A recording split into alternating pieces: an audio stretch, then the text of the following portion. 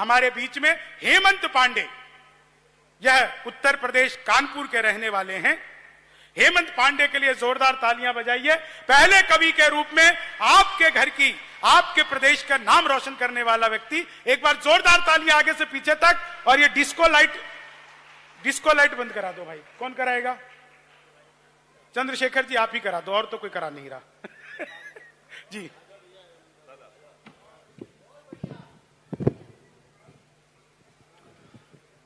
मां सरस्वती को प्रणाम करता हूं, आप सभी लोगों को प्रणाम करता हूं।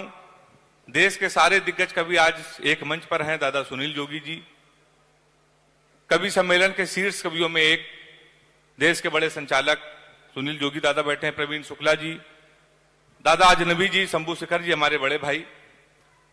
मैं ओपनिंग कर रहा हूं इस कवि सम्मेलन की।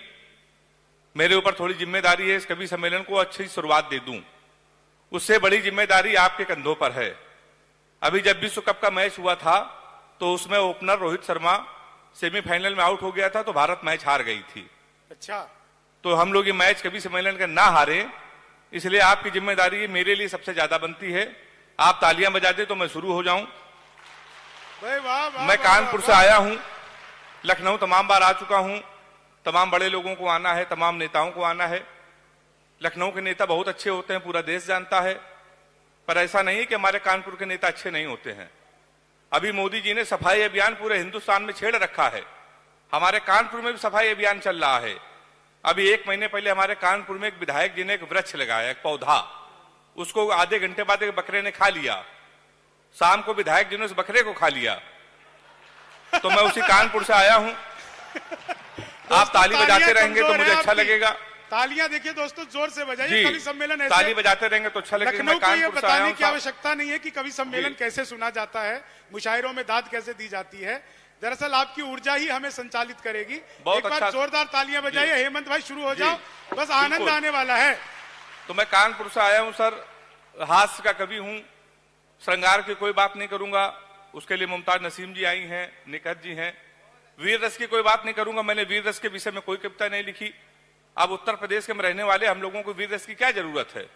और मैं तो कानपुर का, हमारे यहाँ जितने वीर लोग रहते हैं पूरे देश में कहीं नहीं रहते हैं। तो हम लोग जब कानपुर में कवि सम्मेलन करते हैं, किसी वीर रस के कवि को नहीं बुलाते हैं। अभी 1 महीने पहले हमारे यहाँ सुबह 7 बजे यादव जी आ गए, कहने लगे पांडे जी हमको आशीर्वाद दे दो। हमने किस बात की? कहने लगे हम डिस्कवरी चैनल जा रहे हैं, शेर के साथ सेल्फी लेंगे। हमने कहा पागल हो गए, शेर के साथ सेल्फी लोगे? कहने लगे क्यों, मोदी जी जा सकते हैं, मोदी जी शेर के साथ सेल्फी ले सकते हैं, तो मैं नहीं जा सकता। हमने कहा यार वो प्रधानमंत्री हैं, पूरी व्यवस्था के साथ जाते हैं, तुम किस व्यवस्था के साथ जा रहे हो? कहने लगे पांडे जी चिंता ना करो, हमारी जेब में क्वार्टर पड़ी है, हमको जाने दीजिए।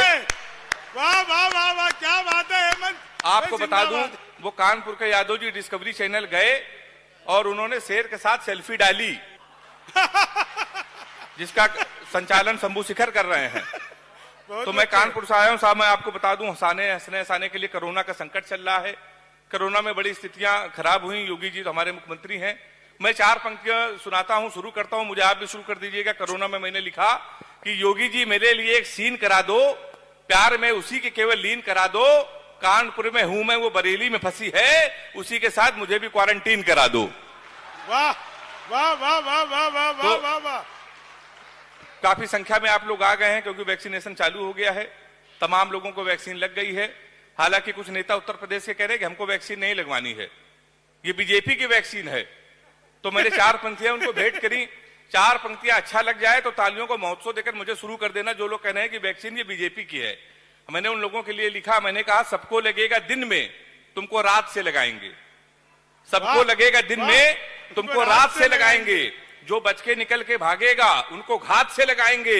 राम भक्तों को टीका लगेगा आराम से बहुत, पर सपाइयों को योगी जी अपने हाथ से लगाएंगे।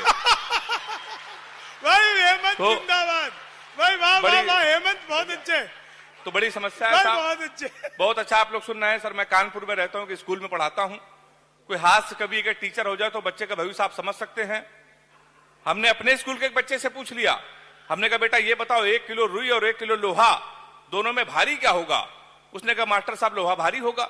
मैंने कहा बेवकूफ, मैं जो तुमसे कह रहा हूं कि 1 किलो रुई 1 किलो लोहा, जब दोनों 1 किलो है, रुई भी 1 किलो है, लोहा भी 1 किलो, तो लोहा कैसे भारी होगा? उसका जवाब सुनिएगा। उसने कहा मास्टर साहब आप हमको 1 किलो रुई फेंक के मारिए,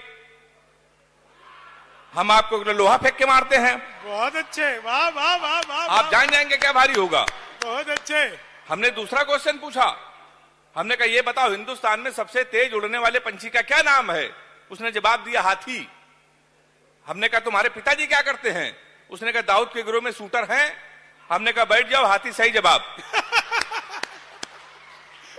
तो आप समझ सकते हैं, मैं तो साहब कानपुर से आया हूं, हास्य का कवि हूं।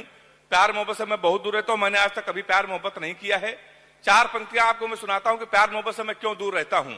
चौथी पंक्ति अच्छी लग गया तो मुझे ताली के साथ मुझे बताइएगा कि एक फूल तुझे देने के लिए सस्ते में ले लिया, एक फूल तुझे देने के लिए सस्ते में ले लिया, देखे ना कोई इसलिए बस्ते में ले लिया, फूल तुझे देने को निकले थे जाने मन, पर बजरंग दल वालों ने उसे रस्ते में ले लिया। भाई हेमंत बहुत अच्छे, करते रहो, बहुत अच्छे, जिंदाबाद। बड़े कवियों का आशीर्वाद मिल रहा है। तो साहब मैं प्यार मोहब्बत से बहुत दूर रहता हूं। प्यार मोहब्बत तो छोड़िए, हमने किसी लड़की का आज तक गौर से देखा तक नहीं। लड़कियों की बीमारी होती, किसी लड़की का आप गौर से देख लो तो कहेंगी देखो इसे कैसे कुत्ते की तरह देख रहा है, ना देखो तो कहेंगे कुत्ता देख भी नहीं रहा है। तो साहब मैं बहुत दूर रहता हूं प्यार मोहब्बत से। ये हमारे शंभू शिखर जी हैं, कहने लगे यार ये प्यार मोहब्बत से दूर क्यों रहते हो। मैं लखनऊ तमाम बार आ चुका हूं। मैं आपको बता दूं, मेरा एक बचपन का दोस्त है, उसने साहब हमको एक रोते रोते लव स्टोरी सुनाई थी। हमने रोते रोते लव स्टोरी सुनी थी, तब से हमने कसम खा ली, ने प्यार करेंगे ना किसी को प्यार करने देंगे। वो लव स्टोरी लखनऊ वालों को सुना दे रहे हैं और मेरा चैलेंज है, हिम्मत हो तो प्यार करके दिखा देना। वो लव स्टोरी कुछ इस तरीके की है, जब हम 3 साल के थे तब वो पैदा हुई थी। हम कक्षा 2 में आए, वो केजी में आई। हम 5 में आए, वो 4 में आई। हम हाई स्कूल में, वो 9th में आई। हम इंटर में आए, वो 1st ईयर में आई। फिर हम SSC की तैयारी करने लगे। उत्तर प्रदेश में लड़के इंटर के बाद ये तो IIT SSC करते हैं। हम SSC की तैयारी करने लगे, 1st ईयर में आ गई। हम SSC की तैयारी कर रहे थे, वो इंटर में आ गई। हम SSC की तैयारी कर रहे थे, वो BA में आ गई। हम SSC की तैयारी कर रहे थे, वो MA में आ गई। हम SSC की तैयारी कर रहे थे, उसने B.Ed कर लिया। हम SSC की तैयारी कर रहे थे, उसने M.Ed कर लिया। हम SSC की तैयारी कर रहे थे, उसने MPhil कर ली। हम SSC की तैयारी कर रहे थे, उसने PhD कर ली। हम SSC की तैयारी कर रहे थे, प्रोफेसर बन गई। शनिवार को उसकी शादी, इतवार को हमारा SSC का पेपर है। ताली जोरदार बजाइए। तो हिम्मत हो तो प्यार करके दिखा देना साहब। अच्छा प्यार मोहब्बत तो छोड़ो, हम लोगों को शादी बहुत मुश्किल में होती है। हम लोग हास्य कवि, हम लोगों को घर में रिश्ते आते, पता चला लड़का हास्य कवि, रिश्ते वहीं से लौट जाते हैं। एक रिश्ता हमारे आया, लड़की की माँ ने हमारी माँ से पूछा लड़का क्या करता है। हमारी माँ ने कहा कवि है। बोले उनके पिताजी क्या करते हैं। बोले वो भी कवि। बोले उनके पिताजी। बोले वो भी कवि। बोली क्या घर में कोई इंसान नहीं है। रिश्ता लौट गया। 1 महीने बाद फिर एक रिश्ता आया, फिर लड़की की माँ ने पूछा लड़का क्या करता है। हमारी माँ ने कहा कवि है। बोले उनके पिताजी क्या करते हैं। बोले वो भी कवि। बोले शादी मंजूर। अच्छा कवि के नाम से कई रिश्ते लौट गए थे। हमारी माँ ने कहा मंजूर क्यों। वो बोली जोड़ी बहुत अच्छी रहेगी, आपका लड़का कवि, हमारी लड़की पागल है। तो तमाम रिश्ते हमारे लौट गए। जब हमारी शादियां कैंसिल हो रही थी तो 1 महीने बाद फिर एक रिश्ता आया। पिताजी ने कहा कि हमने लखनऊ में एक लड़की को पसंद कर लिया है, सुबह 11 बजे नहा धो के तैयार हो जाना, लड़की को देखने चलना है। हमने कहा ठीक है। अब हम 11 बजे नहा धो के तैयार हो गए कि लड़की होने वाली दुल्हन को देखने जाना है।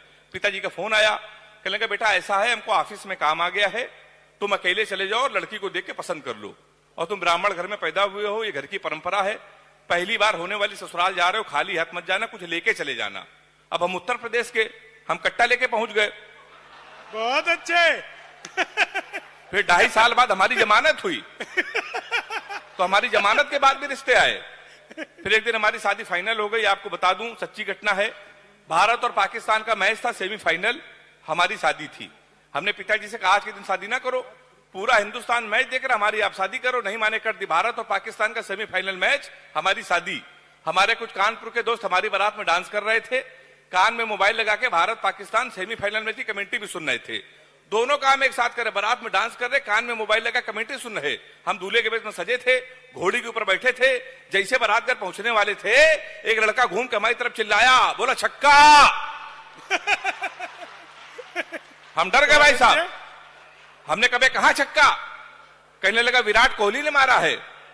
तो हमने कहा कोहली ने मारा तो हमारी तरफ क्यों देख रहे हो। शादी के पहले दिन छक्का कह रहा और देख के हमको। हमने कहा अब की मारे तो हमारी तरफ ना देखना। पता चला 2 मिनट बाद इंडिया मैच जीत गई। किसी ने खुशी के मारे घोड़ी के नीचे सुतली बम रख दिया, बम फटा तो घोड़ी भागने लगी, हम भी भागने लगे। हमने चलती घोड़ी से पिताजी को फोन मिलाया, हमसे बोले कहां हो बेटा? हमने कहा पिताजी भाग रहे हैं। बोले किसके साथ? भाई बहुत अच्छे, क्या बात है, जिंदाबाद, क्या कहने हैं। ताली तो ऐसे बजा रहे आप लोग जैसे मैं बारात आए थे। हमने कहा घोड़ी के साथ। बोले बे शर्म नहीं आती, भागना तो किसी लड़की के साथ भाग जाते। हमने कहा पिताजी हम बहक गए थे। वो कहने लगे आज घोड़ी के साथ भागे हो, कल को अगर गधी बहक गई तो उसके साथ क्या करोगे? भाई साहब हम 3-4 दिन लगातार भागते रहे। एक हफ्ते बाद हमको होश आया तो हमने अपने आप को जंगल में पाया। वहां 4-5 आदमी खड़े थे। हमने कहा कानपुर का पता बताओ तो बीबी को विदा कराना है। तो उन्होंने कहा देखो ऐसा है, हमारे यहाँ रामलीला का पाठ चल रहा है, ये राम है ये लक्ष्मण है, सूप नखा का रोल जिसे करना था नहीं आया, तुम सूप नखा का रोल कर लो। हमने कहा इसमें क्या करना पड़ेगा? बोला नाक कटवानी पड़ेगी। हमने कहा वो तो कट चुकी है। हमने उनकी बात मान ली। रात भर सूप नखा का रोल किया। सुबह 4 बजे हमारी आंख खुली, हमारे असली कपड़े गायब, वहां के आदमी गायब। सूप नखा के डस में पैदल पैदल हम अपने घर पे। हमारे पिताजी छज्जे के ऊपर खड़े थे। हमने कहा पिताजी पहचाना? उन्होंने हमारी मां से कहा इसको कटोरा आटा दे दो। हमारे पिताजी नहीं पहचान पाए। हमने आपके पुत्र हैं। बोले बेवकूफ मत बनो, हमारे 2 ही पुत्र एक इंजीनियर है, नाक कटवा के घोड़ी के साथ भाग गया है। हम ससुराल गए तो हमारे साले ने भगा दिया। हमारे घर के सामने पुलिस थाना, थाने गए तो एसपी साहब बैठे थे, उनके पैर छुए। हमने कहा हमारे साले खिलाफ FIR लिख लीजिए। कहने के तुम ही हेमंत पांडे हो?